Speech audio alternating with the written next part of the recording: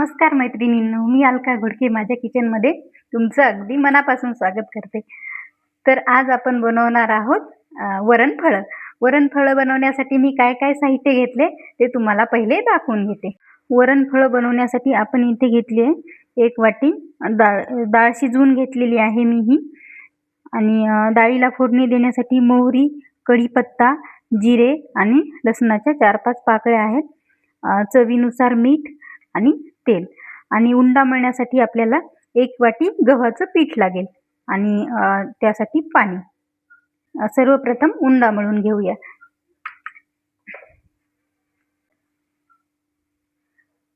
तर एक टोपलं घेतले मी आणि त्यामध्ये हे पीठ टाकून घेले आणि चवीनुसार मीठ. आपण पुरीला जसं उंडा करतो का तसंच आपल्याला घट्टसर उंडा असा मळून घ्यायचा आहे. यामध्ये काहीच घालायचं नाही, एक्स्ट्रा जिरे हे काहीच घालायची गरज नाही, कारण आपल्याला वरणाला फोडणी देऊन घ्यायची. आणि त्याच फोडणीच्या वरणामध्ये आपल्याला हे फळं घालून घ्यायचे. अशा प्रकारे आपल्याला उंडा मळून घ्यायचा. आता 5-10 मिनिट आपण हा उंडा असाच भिजवत ठेवू. तोपर्यंत आपण वरणाला फोडणी देऊन घेऊया. वरणाला फोडणी देण्यासाठी गॅसवर कढई ठेवली. त्यामध्ये टाकूया तेल. 2 चमचे तेल टाकले मी आणि भरपूर मोहरी घेतली. 1 चमचा मोहरी घेतली. मोहरी तडतडली की आपण त्यामध्ये जिरे टाकून घेऊया. मी तेवढेच घेतले, मोहरी जेवढी घेतली होती तेवढीच. आणि लसूण बारीक ठेचून घेतलाय.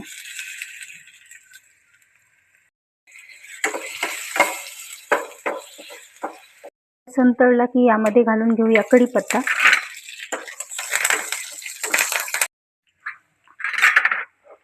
आणि वरणामध्ये हळद नसेल घातलेली तर आपण या स्टेपला हळद घालू शकतो. आता वरण घालून घेऊया शिजलेलं.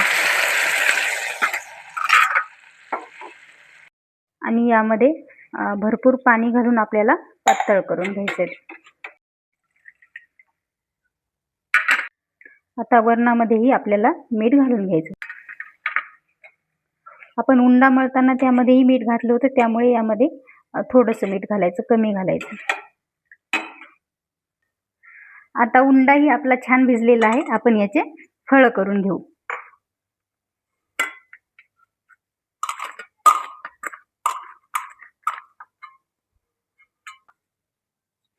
फळं करताना जर तुम्हाला लागत असेल तर थोडंसं तेल घेऊ शकता तुम्ही, किंवा मग गव्हाचं पीठ घ्यायचं.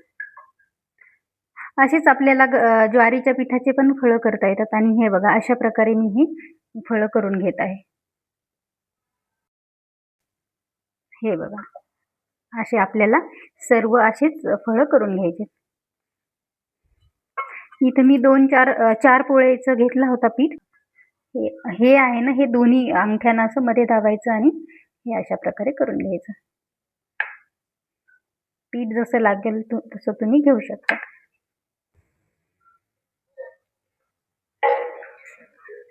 असे पातळ करून घ्यायचे, किंवा मग तुम्ही पोळी लाटून केले तरीही चालते. पोळी लाटून केल्यावर आपल्याला ते कापावं लागते. वरणाला ही उकळी यायला लागली. आता आपण त्यामध्ये वरचेवर हे झालेले फळं टाकून घेऊया. यामध्ये हे झालेले फळं आपण टाकून घेऊ.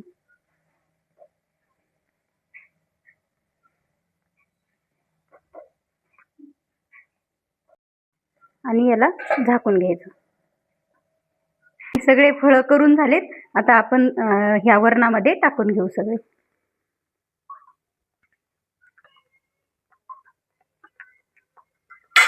आणि याला 10 मिनिट कमी गॅसवर शिजवून घ्यायचं. 10 मिनिटानंतर आपण बघूया हे कसे शिजलेत. तर त्यासाठी आपण एका वाटीमध्ये काढून घेऊ. आणि हे बघा, आपले फळं छान शिजलेत, मऊ शिजलेत एकदम.